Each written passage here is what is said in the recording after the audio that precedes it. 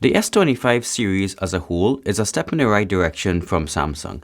They have been slowly revising their design language over the last few generations, and now I think they've actually hit perfection. This is why I called the entire S25 range ultra refined, and now I'm really considering picking one up.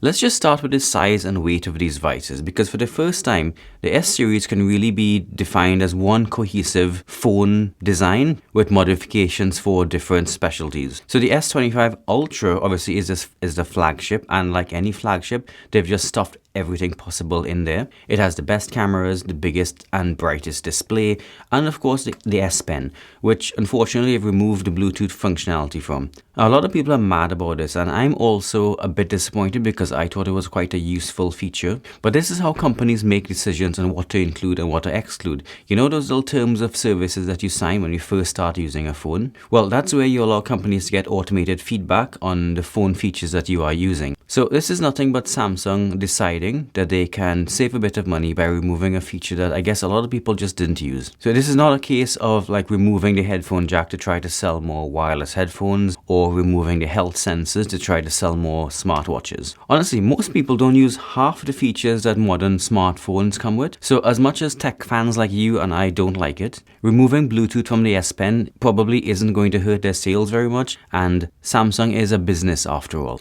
Now, while I don't like giant phones, the S25 Ultra is a flagship in every sense of the word. If you want everything, this is the phone that they make for you. I mean, let's compare the Apple flagship iPhone 16 Pro Max. It has nothing more than the regular iPhone 16 Pro, and let's be honest, it doesn't even have a hell of a lot more going for it over the regular iPhone 16. This is where I want to move to talking more about smaller models, the ones for regular people. I'm going to start with my favorite, the regular S25. When I picked this up, I could hardly believe how light and sleek this phone was. I was filming with my iPhone 16 Pro, and the S25 made me hate how big and heavy and awkward it was to hold in its crappy silicone case, which is the most premium case you can get for the iPhone now. Holding the S25 in one hand and the 16 Pro in the other, I just wanted to throw the iPhone out the window. The S25 Plus is identical to the S25, just with a bigger screen for those who want that. Now, this confused me a bit, because when I was picking between the iPhone 16 Pro and the 16 Pro Max, there was no way I was going to be lugging around that big heavy Pro Max around. The choice was clear. However, for the S25 and S25 Plus, the difference in weight is so minimal. In the hand, I'd actually consider it just to have that nice big super bright display for when I want to watch YouTube videos and stuff like that. The last thing I want to say about the build quality is Samsung, Apple, you guys have messed up big time with the metal flagship phones. The S25 Ultra and the iPhone 16 Pro are just too heavy. They are bricks that you can do physical bodily harm to people with it if you wanted to. But the regular S25 and the regular iPhone 16 are both so thin and light and useful. Guys, please stop making your flagship phones out of heavy ass metals just because you think it makes them premium. Go back to aluminium, or better yet, dare I say it, go back to plastic. Call it like nano ultra fiber reinforced polyatomic or something if you think that's going to make it sound premium. Along with the overall design choices, there are the button locations.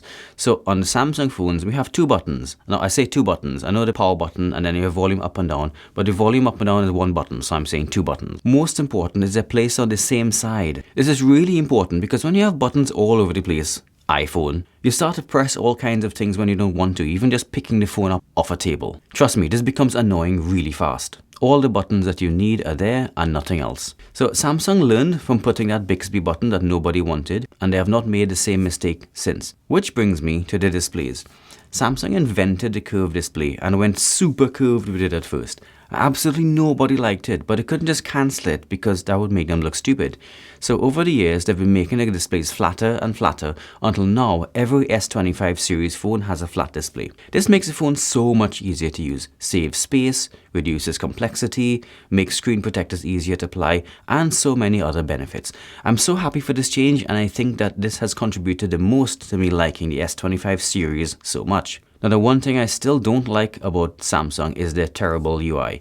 But this year, they've made a lot of fixes, quite a few by copying Apple. Now, I know what people are going to say, oh, they're just copying Apple, but so what?